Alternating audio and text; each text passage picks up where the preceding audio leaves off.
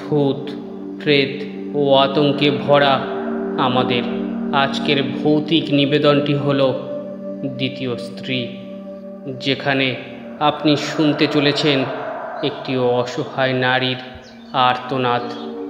ভালো লাগলে অবশ্যই একটি লাইক দিয়ে চ্যানেলটি সাবস্ক্রাইব করে নেবেন, আর ভালো না লাগলে একটি ডিসলাইক দিয়ে আমাদের বুঝিয়ে দেবেন গল্পটি আপনাদের মনোপুত ছিল না। তাহলে শুরু করা যাক আজকে সত্যি ভূতের ঘটনা। 3 দিন হলো সবে বিয়ে করে নতুন বাড়িতে পা রেখেছে ঐশী। শ্বশুরবাড়ি মোটামুটি সচ্ছল, টাকা পয়সা, বাড়ি গাড়ি থেকে আরম্ভ করে শিক্ষিত এবং অভিজাত পরিবার হিসাবে এলাকায় যথেষ্ট সুনাম আছে। স্বামী অর্ক একটা বড় কোম্পানিতে ব্রাঞ্চ ম্যানেজার পদে অধিষ্ঠিত। সারা জীবনের জন্য একেবারে নিশ্চিন্ত ঐশী। তার উপরে 3 তলার উপরে এই সুদৃশ্য ব্যালকনিযুক্ত অর্কর ঘরটি এখন তার। আহ্লাদে 8খানা ঐশী তার নতুন ঘরটিতে ঢুকে এখন তার মতো করে সব কিছু একটু সাজিয়ে গুছিয়ে নিচ্ছে। এমন সময় ড্রেসিং টেবিলের ড্রয়ার খুলে তার নজরে পড়ল একটি সুদৃশ্য হাতির দাঁতের চিরুনি। বেশ বড়, কারুকার্য খচিত এমন চিরুনি দেখে সে যথেষ্ট অবাক হলো, কারণ চিরুনিটা পাওয়া গেছে অর্কর ড্রেসিং টেবিলের ড্রয়ারে। সাদা চিরুনিতে ব্যবহার হওয়ার ছাপ স্পষ্ট। এটা বুঝতে কারো বাকি থাকে না যে এটা আসলে দীর্ঘ কেশের অধিকারী মহিলাদের জন্য তৈরি চিরুনি। এমন চিরুনি অর্কর ঘরের ড্রেসিং টেবিলে কি করছে? সে চিরুনিটি হাতে নিয়ে অর্কর সামনে গিয়ে তার কাছে প্রকাশ করল কৌতূহল। অর্ক শুনে গম্ভীর মুখে বলল, তোমার শ্বশুর বাড়িতে কি মহিলা সদস্যের অভাব? তোমার শাশুড়ি বা ননদ এদেরই কারোর হবে, হয়তো হাত ঘুরে চলে এসেছে। এখন তো এ নিয়ে ভেবে কাজ নেই, চিরুনিটা ফেলে দাও, এটা অনেক ময়লা। কথাগুলো কোনোভাবে যেন ছুঁড়ে দিয়েই অর্ক হন হন করে ঘর থেকে বেরিয়ে গেল। হতবাক হয়ে গেল ঐশী। সে ভাবল, চিরুনি ময়লা তো কি হয়েছে, সাবান দিয়ে ধুয়ে পরিষ্কার করে নিলেই ঝকঝকে হয়ে যাবে। কি দারুণ একটা জিনিস! যেমন ভাবা তেমন কাজ। সে ঘষে মেজে চিরুনিটা পরিষ্কার করে নিয়ে ব্যবহার করা শুরু করলো। কিন্তু সে হঠাৎ করেই লক্ষ্য করছে তার বড় বেশি চুল উঠতে শুরু করেছে। চিরুনির গায়ে কালো চুল যেন ভেড়ার শরীরের পশমের মতো সবসময় লেপ্টে লেপ্টে থাকে। ঐশী চিন্তিত হয়ে পড়ল। সে চুলের নানান আয়ুর্বেদ চিকিৎসা ও পরিচর্যা শুরু করে দিল, কিন্তু উন্নতির বদলে ক্রমশ অবনতি হতে আরম্ভ করল। একটা ব্যাপার সে লক্ষ্য করল, চিরুনিতে যে পরিমাণে চুল উঠে আসে প্রত্যেক দিন, ওই পরিমাণে চুল যদি সত্যিই মাথা থেকে বেরিয়ে যেত, তাহলে খুব অল্প দিনের মধ্যেই তার মাথায় টাক পড়ে যেত। কিন্তু অবাক হওয়ার মতো ব্যাপার, ঐশীর চুলের বিনুনির গোছা আগে ঠিক যেমন সুঠাম, পুষ্ট ও মোটা ছিল, এখনো তাই আছে। তবে এই তবের কথা চিন্তা করতেই রক্ত হিম হয়ে গেল ঐশীর। এটা কি হচ্ছে, আর কেনই বা হচ্ছে? এই গোছা গোছা চুল উঠে আসা যদি তার না হয়, তাহলে কার? একটা ভয়াল আতঙ্কের অশনি সংকেত পেল ঐশী। তবে তার সাথে সাথে সে এটাও মনস্থির করল, এটা কি হচ্ছে আর কেনই বা হচ্ছে, জানতেই হবে তাকে। এই রহস্য যে করেই হোক তাকে ভেদ করতেই হবে। চিরুনিটা সে আরও শক্ত করে মুষ্টিবদ্ধ করল, আর চুল নিয়ে মাথা খারাপ করাটা একেবারে বন্ধ করে দিল। কিন্তু ক্রমশ এই অতি প্রাকৃতিক ঘটনাটা আরও ভয়ঙ্কর দিকে মোড় নিচ্ছে। চিরুনিতে জড়িয়ে থাকা চুলগুলো ঐশীর চোখের সামনে দিয়ে হঠাৎ দৈর্ঘ্য বাড়তে আরম্ভ করেছে। তারা তারা চলমান হয়ে উঠেছে। ক্রমশ তারা শাখা প্রশাখার মতো ছড়িয়ে যাচ্ছে ঐশীর আঙুলে, কবজিতে, পেঁচিয়ে ধরছে ঐশীর হাত আসরিক শক্তিতে। ঐশী ভয়ে আতঙ্কে ক্রমশ কাঠ হয়ে যাচ্ছে। সে নাওয়া খাওয়া পর্যন্ত বন্ধ করে ঘরের একটা কোণায় নিজেকে আবদ্ধ করে সমানে কেঁদে চলেছে। তবুও সে চিরুনিটা ছাড়ছে না। তার শুধু মনে হচ্ছে এই চিরুনি, এই অপার্থিব চুলের ক্রমবর্ধমান গোছা ও আসরিক শক্তি প্রয়োগ করে তার হাত পেঁচিয়ে ধরার চেষ্টা, এই সব কিছুরই একটা গূঢ় অর্থ রয়েছে। কেউ তাকে অজানা কোনো কিছুর সংকেত দিতে চাইছে, কিছু বলতে চাইছে যা তাকে জানতেই হবে। এদিকে ঐশীর অবস্থা দেখে তার শাশুড়ি ননদদের দুশ্চিন্তা ক্রমেই বাড়তে লাগলো।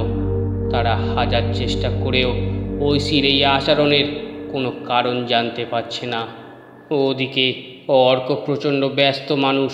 সে সকালে উঠে খেয়ে দিয়ে অফিসে বেরিয়ে যায়, আর প্রতিদিনই হয় পার্টি না হয় মিটিং সেরে প্রায় মাঝরাতে ঘরে ফিরেই ক্লান্ত শরীর এলিয়ে দেয় বিছানায়। স্ত্রীর দিকে 5টা মিনিটও তাকিয়ে কথা বলার ফুরসত নেই তার। স্ত্রীর এই অবস্থার কথা সে জানতে পারল মা আর বোনেদের কাছে। তার মা তাকে বললেন, আমরা তো অনেক চেষ্টা করলাম, কিছুতেই কিছু বুঝতে পারছি না। ওর বাপের বাড়িতে খবর দিয়েছি, কিন্তু ট্রেনে আসতে তাদের 2 দিন সময় তো লাগবে। তুই দেখ না, ভালো করে কাছে বসিয়ে জিজ্ঞাসা করে যদি কিছু জানতে পারিস। মায়ের কথা শুনে তার স্তম্ভিত ফিরল। সত্যিই তো তাড়াহুড়ো করে বিয়েটা তো সারল সে, কিন্তু স্ত্রীর সাথে এখনও ঠিকভাবে তার আলাপ পর্যন্ত হয়নি। সে ধীর পায়ে ঐশীর কাছে তার পিঠে নিজের হাতখানি রাখল। তার সেই স্পর্শে কোমলতার পরশ স্পষ্ট বিদ্যমান। বিনা মেঘে বৃষ্টিপাতের মতোই ঐশী অর্কের বুকে আছড়ে পড়ে চোখের জলে ভাসাতে লাগলো তার শার্টের বুকের অংশ। অর্ক স্ত্রীর মাথায় হাত রেখে আস্তে করে জানতে চাইল ব্যাপারখানা কি। ঐশী তখন কোনো কথা না বলে আগে চিরুনিটা বার করে এনে অর্কর হাতে দিল। সে তার কথা বলা শুরু করতে যাবে, হঠাৎ ঘটল সেই হাড়হিম করা ঘটনা। ঐশী দেখল চিরুনি থেকে গোছা গোছা চুল বেরোতে আরম্ভ করেছে। ক্রমশ ওই গোছা গোছা চুলের হিলহিলে সাপগুলো অর্ককে আষ্টে পিষ্টে বেঁধে ফেলছে, আর অর্ক পরিত্রাহী চেঁচাচ্ছে। প্রবল শক্তিতে দড়ির মতো মোটা ওই শক্ত চুলের গোছ প্রবল শক্তিতে চেপে ধরছে তার কণ্ঠনালী। শ্বাসরোধ হওয়ার উপক্রম হয়ে এবার অর্কর জিভ বেরিয়ে আসছে। দৃশ্য দেখে ঐশী জীবন্ত পাথরের মতো হয়ে গেল। তার সারা শরীরে একেবারে ঠান্ডা, মুখ থেকে একটা শব্দ তার বার হচ্ছে না। ওদিকে অর্কর মরণ চিৎকার শুনে বন্ধ দরজার উপাশে তখন ধাক্কাধাক্কির পর্ব শেষে এবার দরজা ভাঙার চেষ্টা আরম্ভ হয়েছে। অবশ জড় পদার্থ স্বরূপ ঐশী নিষ্প্রাণ দৃষ্টিতে দেখতে থাকলো অর্ক ধীরে ধীরে নীল হয়ে যাচ্ছে। দরজা ভেঙে সবাই যখন ঘরে ঢুকলো তখন অর্কর শরীরে আর প্রাণ অবশিষ্ট নেই। কিন্তু সবাইকে আবার ভীত ও অবাক করে সকলের চোখের সামনে আস্তে আস্তে মিলিয়ে যেতে থাকলো চুলের গোছার সমস্ত অস্তিত্ব। এবার সবাই চোখের সামনে সব কিছু প্রত্যক্ষ করল আর দেখল মৃত অর্কর হাতের তালুতে মুষ্টিবদ্ধ সেই হাতির দাঁতের কারুকার্য খচিত চিরুনি। এই সাপ সদৃশ্য চুলের সমস্ত শাখা প্রশাখা আস্তে আস্তে করে পুরোটা গিলে নিয়ে সেটা একটা নিরীহ জড় পদার্থের ন্যায় অর্কের হাতের তালুর কোলে ফ্যাকাশে হয়ে চেয়ে রইল। এই দৃশ্য আর সইতে না পেরে অর্কর মা সংজ্ঞাহীন অবস্থায় লুটিয়ে পড়লেন ছেলের মৃতদেহের উপর। কেউ দাঁড়িয়ে, কেউ মাথায় হাত দিয়ে মেঝেতে বসে। প্রত্যেকে এতটাই বিস্মিত ও আতঙ্কিত যে বাড়ির বড় ছেলে যে আর নেই, তার দেহটা এবার দাহ করতে হবে, এই বোধটাই ক্ষণিকের জন্য সকলের মধ্যে চাপা পড়ে গিয়েছিল।